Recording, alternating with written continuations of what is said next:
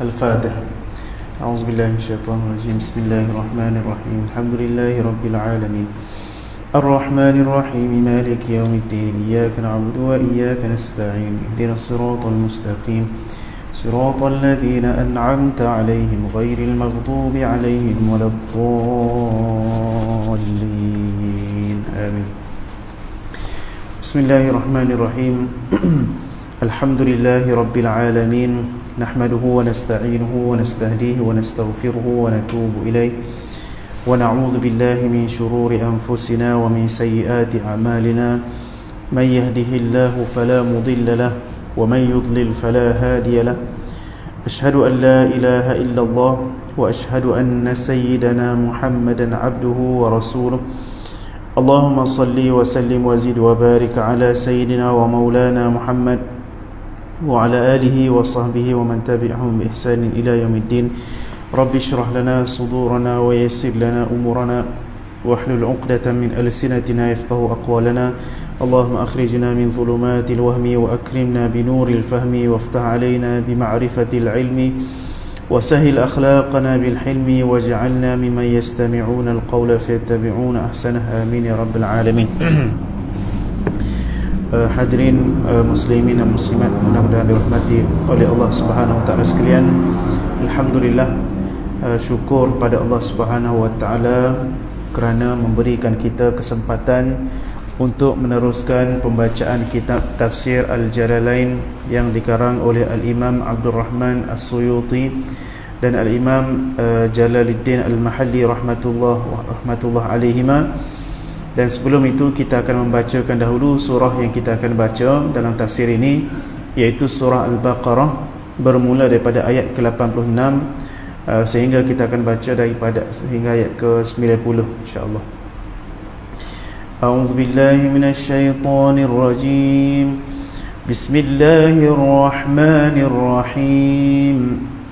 أولئك الذين اشتروا الحياة الدنيا بالآخرة فلا يخفف عنهم العذاب ولا هم ينصرون ولقد آتينا موسى الكتاب وقفينا من بعده بالرسل وآتينا عيسى ابن مريم البينات وأيدناه بروح القدس أفكلما جاءكم رسول بما لا تهوى أنفسكم استكبرتم ففريقا كذبتم وفريقا تقتلون وقالوا قلوبنا غلف بل لعنهم الله بكفرهم فقليلا ما يؤمنون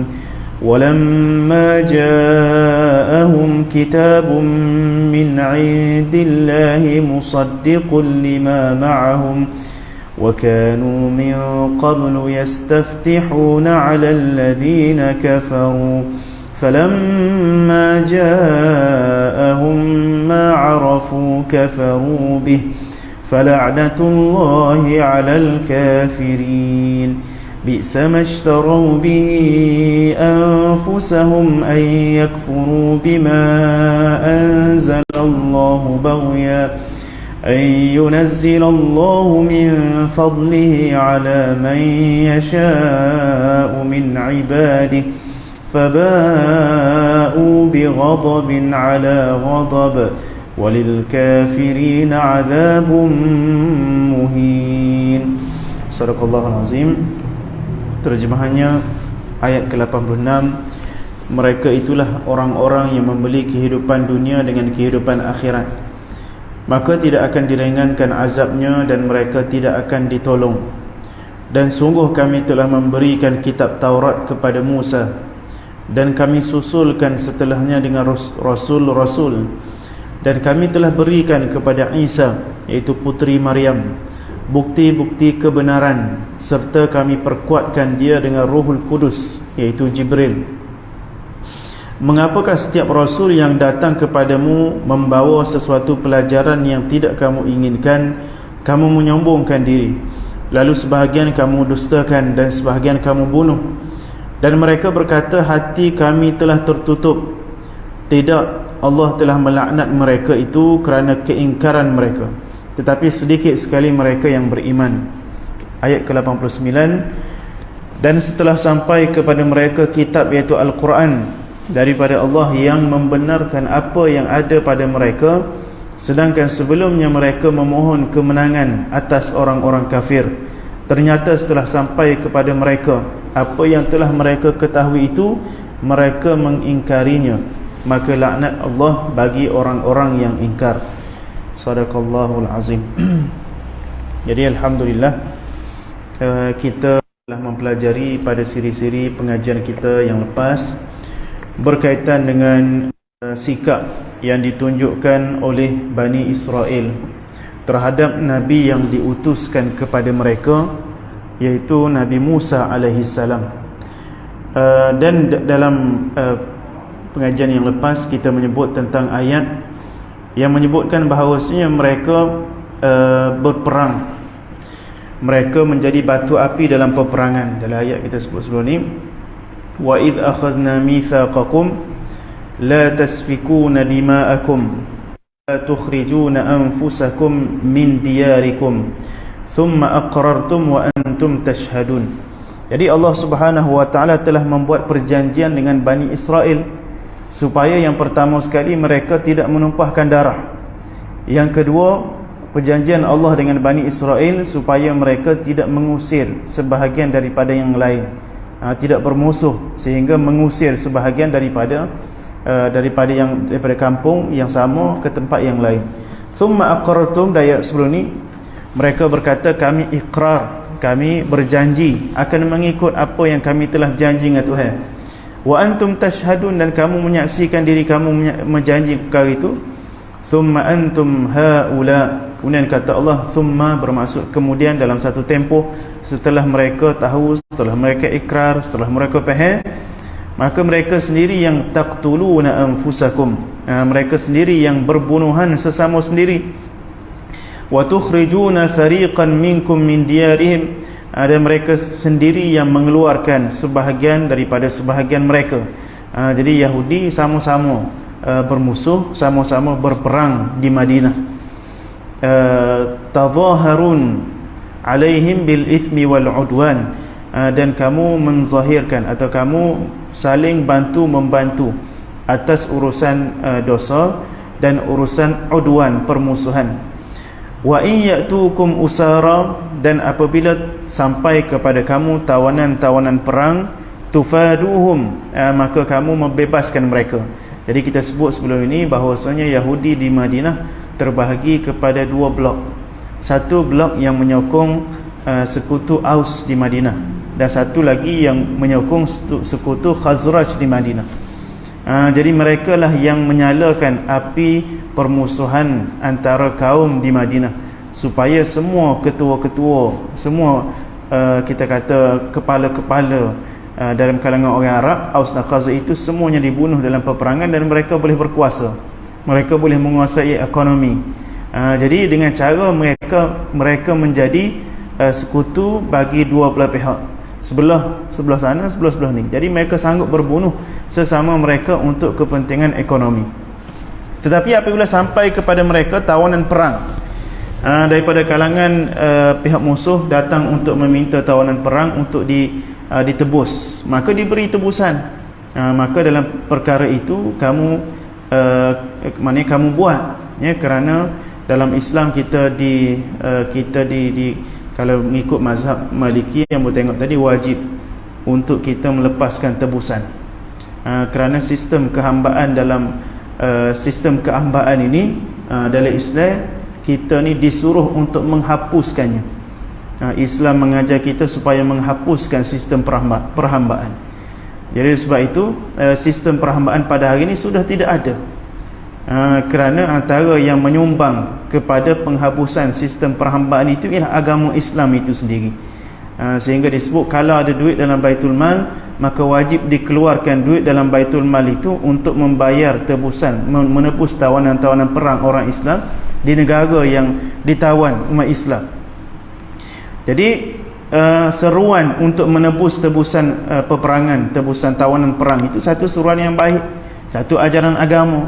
Jadi orang Yahudi dalam urusan itu dia buat, dalam perkara yang Tuhan suruh benda tu dia buat. Kerana apa? Kerana untuk kepentingan ekonomi juga, kerana untuk kepentingan dunia juga. Dia nak tolong saudara-saudara dia, nak tebus keluarga dia, maka dia buat. Tapi dalam urusan berkaitan dengan berbunuh, maka dia pun berbunuh juga, buat benda haram pun buat, benda baik pun buat. Maka sebab tu Tuhan kata wa huwa muharramun alaikum ikhrajuhum, dan adapun haram kepada kamu yang asal lagi kamu saling mengusir sesama kamu. Kemudian kata Allah, afatu'minuna bi ba'dil kitab wa takfuruna bi ba'd, adakah kamu beriman dengan sebahagian kitab, iaitu kamu beriman dengan kewajipan menebus tawanan perang, wa takfuruna bi ba'd, dan kamu kufur tentang arahan supaya kamu tidak menumpahkan darah, iaitu kamu melanggar perjanjian. Jadi itu antara kita sebut sikap dan perangai yang ada pada Yahudi, iaitu mereka memilih-milih dalam beragama. Maknanya perintah-perintah Allah yang kena dengan hawa nafsu dia, maka dia ikut. Perintah Allah yang bertepatan dengan apa yang dia kehendak, maka dia turut. Tetapi perintah Allah yang tidak bertepatan dengan apa dia nak, maka dia tinggal, maka dia abaikan, maka dia biarkan begitu sahaja, kerana itu hawa nafsu sudah menguasai diri mereka. Fama jazaa'u man yaf'alu dzalika minkum, kata Allah, maka tidaklah balasan bagi orang yang melakukan perkara begitu dalam kalangan kamu, illa khizyun, melainkan kehinaan, wa dhullun, kehinaan fil hayati dunia, maka mereka itu akan mendapat kehinaan di dunia lagi. Waqad khuzu, dan mereka sesungguhnya telah dihina dalam iaitu orang Yahudi, biqatli Quraizah, kerana orang Yahudi di kalangan Bani Quraizah dibunuh oleh Nabi SAW kerana melanggar perjanjian dalam peperangan Khandaq. Wa nafyin Nadir, dan Bani Nadir juga melakukan sesuatu perkara yang ingin membunuh Rasulullah, maka mereka diusir daripada kota Madinah ila Syam, ke negeri Syam. Wa darbil jizyah, dan mereka diwajibkan untuk membayar jizyah. Jadi itu pengakhiran Yahudi bersama dengan Nabi Muhammad SAW. Akhir sekali Yahudi tidak ada di bumi Madinah, kerana mereka sama ada dibunuh ataupun diusir oleh Nabi SAW, ataupun diperangi di Khaybar, dibunuh di Khaybar. Jadi itu pengakhiran Yahudi di kita kata di tanah Arab.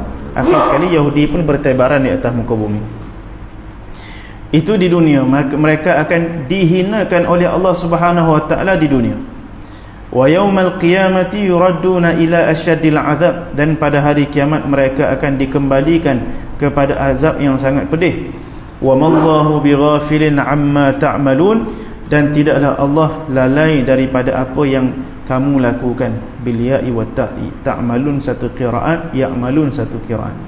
Jadi hari ini kita sambung, ulaikal ladzina ishtarawul hayatad dunya bil akhirah. Jadi sikap mereka iaitu Yahudi dan orang yang mengikut sikap orang Yahudi, termasuk kita orang Islam, kita boleh jadi mengikut sikap yang ada pada Yahudi, kerana penyakit umat ni berulang. Penyakit itu berulang. Penyakit ambil agama suku, lepas tu ambil hawa nafsu suku, ambil agama yang hanya kena dengan kepentingan dunia, ambil agama yang hanya kena dengan kepentingan nafsu. Itu sikap dalam beragama yang ditunjukkan oleh Allah SWT dalam Al-Quran. Walaupun kita nampak ni macam satu cerita, tapi Allah SWT ingin menyampaikan satu prinsip, satu kita kata tabiat dalam beragama yang pernah ada dalam umat terdahulu dan masih ada dalam umat pada hari ini. Ulaikal ladzina ishtarawul hayatad dunya, maka Allah SWT menyingkap apakah yang kita kata sebab mereka melakukan perkara itu, kerana mereka membeli dunia dengan akhirat. Mereka sanggup menukarkan akhirat dengan membeli, ishtarawul hayatad dunya, membeli dunia dengan menukarkannya dengan akhirat. sanggup kufur, menjual agama demi kepentingan dunia dia yang sedikit. Bi an atharuha 'alaiha, dengan mereka melebihkan dunia atas akhirat. Kata Pak Imam Syafi'i, apa, famad dunya illa jifah, tidaklah dunia itu melainkan bangkai yang busuk, dan ahli dunia semuanya berebut-rebut untuk memakan bangkai itu. Maka barang siapa yang mengejar dunia, maka dia akan disebut oleh masyarakat kilab, anjing-anjing berebut-rebut untuk memakan bangkai. Jadi barang siapa yang mengejar dunia, maka dia akan turut serta dengan anjing-anjing yang memakan bangkai. Jadi dunia ni di sisi Allah SWT tak ada apa-apa. Tetapi jangan pula kita kata maka kita kena buai dunia. Maka kita duduk dalam gua. Nak main masjid pun tak pakai motor, tak pakai kereta. Jangan pula kita membuang dunia.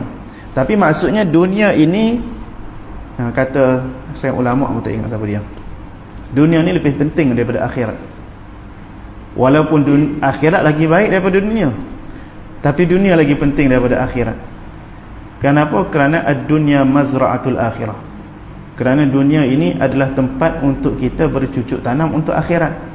Kerana penentu kedudukan kita di akhirat nanti adalah kehidupan di dunia.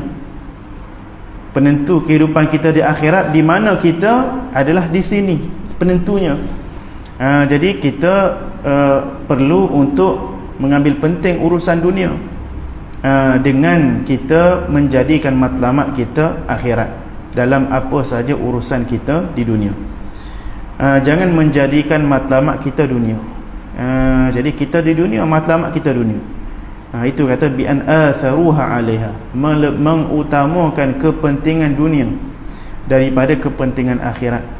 Walal akhiratu khairun limanittaqa, dan hari akhirat itu yang dijadikan sebagai matlamat lebih baik bagi orang yang bertakwa. Baik, itu mana kita kata sikap orang yang ada seperti perangai orang Yahudi, yang mana matlamat hidup dia dunia. Fala yukhaffafu anhumul azab, dan tidak diringankan bagi mereka azab. Maknanya bukan kita kata tidaklah mereka itu dihilangkan azab. Tuhan kata ringan pun tak. Azab tu kita kata berat dah, asyadil azab. Dia kata azab yang asyad, yang sangat dahsyat, yang diberikan kepada orang Yahudi dan orang yang mengikut perangai seperti Yahudi. Maka Tuhan kata, tadi kata asyadil azab dah, ni kata fala yukhaffaf, dan tidak diringan. Perkataan khafif tu maksudnya ringan, sedikit. Jadi sedikit pun tidak diringankan azab bagi penghuni neraka, na'udzubillah. Fala yukhaffafu anhumul azab. Kemudian Tuhan kata wala hum yunsarun. Kalau kita di dunia, kalau kita dalam kesusahan, maka ada orang boleh tolong. Tapi di akhirat Tuhan kata wala hum yunsarun, iaitu yamna'una minhu, tidak ada seorang pun yang dapat menolong orang yang diazab, bermula daripada dalam kubur. Ulama kata kalau kita masuk dalam kubur, kalau seorang itulah kita daklah insya-Allah, kalau seseorang itu bertemu dengan azab dalam kubur, maka selepas daripada kubur itu akan lebih teruk daripada itu. Dan kita masuk dalam kubur tu tak ada orang boleh tolong. Nabi kata yatba'ul mayyitu thalathah, ahluhu wa maluhu wa amaluhu, akan mengikut seorang jenazah tu tiga: ahli keluarga dia, harta dia, dan juga amal dia. Yadhhabul ithnain wa baqiya wahid, maka akan pergi dua, akan tinggal satu. Akan pergilah ahli keluarganya dan hartanya, mungkin kereta dia, baju-baju dia, akan pergi balik meninggalkan dia, dan tinggallah satu, iaitu amalan dia. Hanya amalan dia yang boleh berada bersama dengan dia, membantu dia dalam kubur. Walahum yunsarun, tak ada orang lain yang boleh menyelamatkan seorang yang diazab di dalam kubur dan selepas-selepas itu, yamna'una minhu, yang menghalang daripadanya.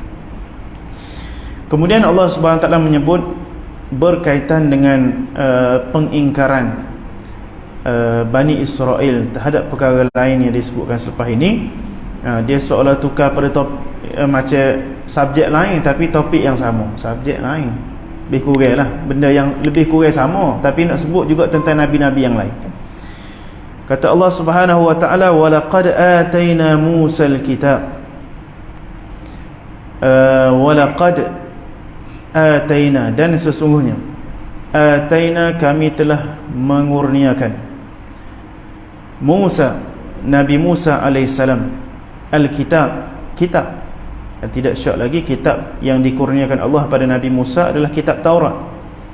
Wa qaffayna, qaffa bermaksud dan kami ada bahasa Melayu terjemah. Kami tadi terjemah ke apa tadi? Ai atba'nahu, disebut situ. Atba'na, kami turutkan atau turutinya. Maksudnya selepas itu kami menghantar rasul lain. Rasulan fi ithri rasul, kami menghantar rasul yang lain bersilih ganti. Dan bukan bermakna kalau dihantar seorang rasul tidak boleh hantar rasul yang kedua, yang ketiga, yang keempat dalam zaman yang sama. Kerana boleh jadi dihantar 2 orang rasul pada zaman yang sama, 3 orang rasul pada zaman yang sama. Nabi Zakaria, Nabi Yahya, Nabi Isa pada zaman yang sama, Nabi Musa dan Nabi Harun zaman yang sama, Nabi Daud, Nabi Sulaiman zaman yang sama. Tapi nak kata tidak ada zaman melainkan Allah Subhanahu wa taala setelah berlakunya kesesatan, Allah Taala akan turutikan selepas itu dengan rasul yang mengikuti. Jadi selepas zaman Nabi Musa alaihissalam, Allah Subhanahu wa taala mengutuskan rasul-rasul setelah zaman Nabi Musa. Dan semua rasul yang selepas zaman Nabi Musa itu mengikut syariat Nabi Musa, sehingga sampai syariat kepada Nabi yang terakhir sebelum Nabi Muhammad, iaitu Nabi Isa alaihissalam, barulah syariat Nabi Musa alaihissalam dinasahkan. Dan disebut oleh Al-Imam As-Sawi ada 4,000 orang rasul yang diutuskan setelah zaman Nabi Musa sehingga kepada zaman Nabi Isa alaihissalam. Tak ingat berapa tahun, beratus-ratus tahun. Tak ingat berapa ratus tahun secara tepat. Jadi ada banyak, contohnya Nabi Daud, Nabi Sulaiman, Nabi Zakaria, Nabi Yahya sebelum Nabi Isa tu. Sebelum tu lagi ada Nabi Nabi Hizqil, Nabi Allahumma salli ala Muhammad, Uzair. Itu pun selepas zaman Nabi Musa. Nabi apa lagi? Banyak lagi ya, beberapa nabi yang disebutkan oleh para ulama yang datang selepas Nabi Musa alaihissalam. Jadi Allah Subhanahu Wa Taala ingin khabarkan kepada kita bagaimana cara Bani Israel itu kita kata bagaimana cara mereka ataupun bagaimana cara mereka berinteraksi dengan rasul-rasul itu. Kerana setiap zaman itu umat itu akan berinteraksi dengan rasul. Maka kata Allah Subhanahu Wa Taala, patut disebut wa ataina Isa bin Maryam. Sebelum itu disebut akhir sekali sebelum Nabi Muhammad sallallahu alaihi wasallam, Allah Subhanahu Wa Taala mengurniakan atau mengutuskan Nabi Isa alaihi salam dan mengurniakan kepada Nabi Isa ibn Maryam al-bayyinat, iaitu al-mu'jizat ka ihya'il mauta. Jadi Nabi Isa alaihi salam mukjizat dia banyak juga, pelik-pelik juga. Antara mukjizat Nabi Isa AS boleh menghidupkan orang mati. Jadi dia pergi ke kuburan, dia pergi ke kubur, maka dia hidupkan orang yang telah lama mati. Antara yang dihidupkan, katanya dari riwayat Sam bin Nuh, dihidupkan anak Nabi Nuh AS. Zaman bila? Zaman sebelum tu lagi dihidupkan oleh Nabi Isa AS.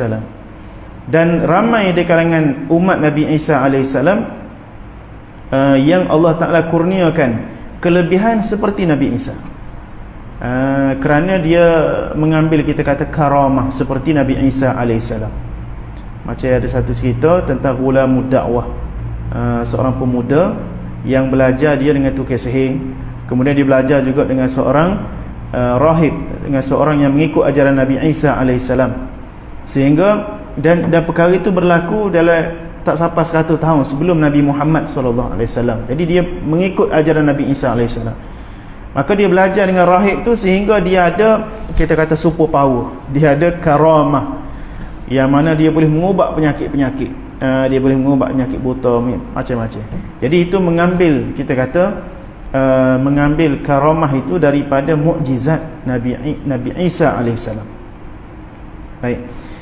Jadi kahya'il mauta wa ibra'il akmah, mengubat orang yang buta, wal abras, penyakit sopok. Jadi mukjizat Nabi Isa alaihissalam banyak.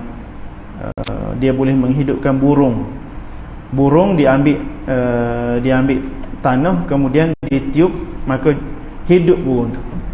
Nabi Isa alaihissalam. Banyak dalam surah Ali Imran disebut tentang mukjizat Nabi Isa. Wa ayyadnahu ay qawwaynahu, dan kami beri sokongan Nabi Isa alaihi salam bi ruhil qudus. Ruhil qudus itu maksudnya malaikat Jibril alaihi salam. Roh, kata sebahagian mufassir, adalah satu makhluk yang tidak dicipta daripada bapa. Tidak dicipta daripada bapa. Oleh kerana itu Jibril dinamakan sebagai roh, dan Nabi Isa juga dinamakan sebagai roh. Wa nafakhtu fihi min ruhi, kata Allah. Jadi Nabi Isa juga dinamakan sebagai roh dan kalimatullah.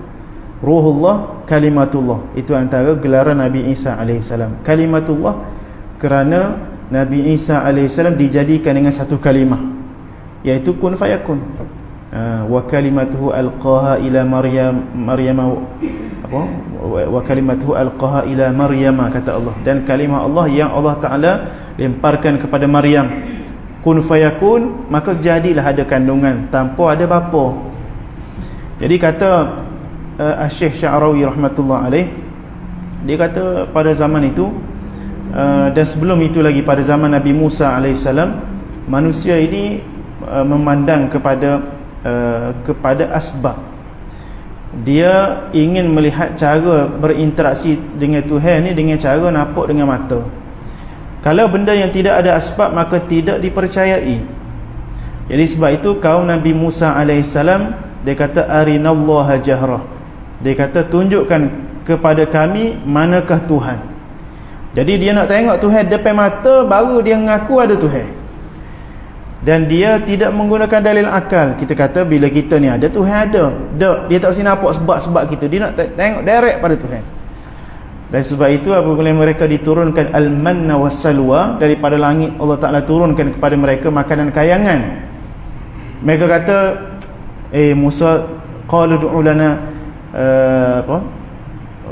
qalu du'u lana yukhrij lana mimma tumbitul ard. Kami nak minta makanan yang lain, makanan yang tubik daripada tanah. Dia nak makanan yang jenis nampak ada asbab. Ada orang tanah, ada orang sirat, baru tubik makan. Dia nak nampak begitu, baru dia percaya. Tapi makanan daripada langit, Tuhan yang tak nampak, maka dia tak percaya. Maka sampai zaman Nabi Isa alaihissalam, asalnya apabila anak yang keluar daripada perut ibu, mesti ada mak, mesti ada pok. Jadi kalau tiba-tiba ada anak yang keluar daripada perut ibu tanpa pok, maka dia tak percaya.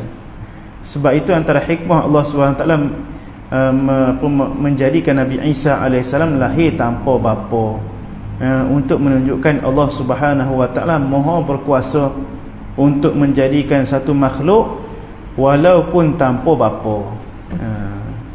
Jadi sebab itu disebut wa ataina Isa ibn Maryam al-bayyinat wa ayyadnahu bi ruhil qudus. Dan kenapa disebutkan Ruhul Qudus di sini? Kenapa tidak sebut nabi-nabi yang lain juga dibantu oleh malaikat Jibril? Kenapa hanya disebut Nabi Isa alaihissalam yang dibantu oleh malaikat Jibril? Di sini disebut oleh Al-Imam Al-Alusi dalam kitabnya Ruhul Ma'ani. Dia kata kerana Nabi Isa alaihissalam ini dibantu oleh Jibril masa nak lahir lagi, masa dalam nak dimasukkan roh itu dalam kandungan ibunya lagi, Jibril tolong dah. Jibril tolong tiup dah. Jibril datang kepada dalam surah Maryam, wa huzi ila kibjid in nakhli tukhsaki. Apa tu?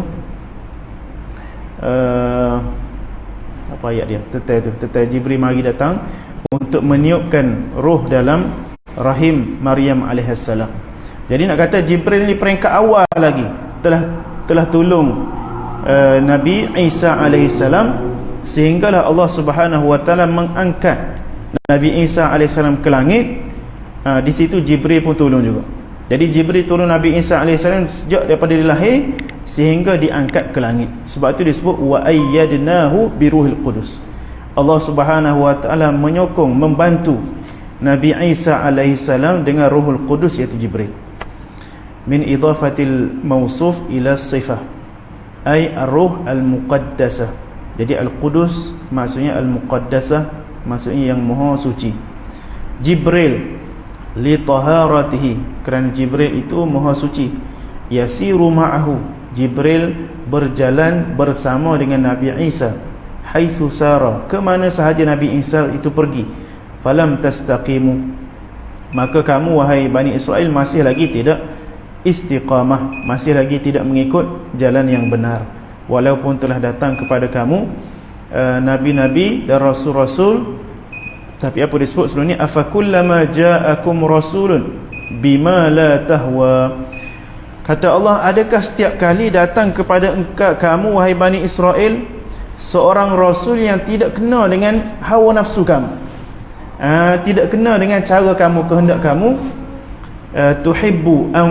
Tuhibbu anfusakum minal haqqi istakbartum, maka kamu pun takabur, maka kamu pun meninggi diri, maka kamu enggan untuk mengikut seruan dan ajaran daripada Rasul. Takabbartum an ittiba'ihi, jawab kullama jawabnya istakbartum, wa huwa mahallul istifham. Itulah sebab Allah Subhanahu wa taala istifham. Allah Subhanahu wa taala pelik dengan Bani Israel yang apabila datang kepada mereka seorang rasul, maka mereka meninggi diri. Wal muradu bihi at-taubih, dan istifham itu tujuannya adalah untuk mencela, menghina. Fa fariqan kadzabtum, dan sebahagian daripada rasul kamu dustakan dia. Ka Isa, seperti Nabi Isa, dan juga Nabi Muhammad sallallahu alaihi wasallam didustakan oleh Bani Israel. Wa fariqan taqtulun, dan sebahagian daripada mereka Bani Israel bunuh para nabi ni, seperti Nabi Yahya, Nabi Zakaria, dan pengikut-pengikut para nabi dibunuh oleh Bani Israel kerana mereka benci, kerana mereka tidak mahu tahu. Mereka bunuh nabi daripada kalangan bangsa dia sendiri, apatah lagi Nabi Muhammad sallallahu alaihi wasallam daripada bangsa dia. Al-mudhari' li hikayatil halil madiyah, ay qataltum ka Zakaria wa Yahya.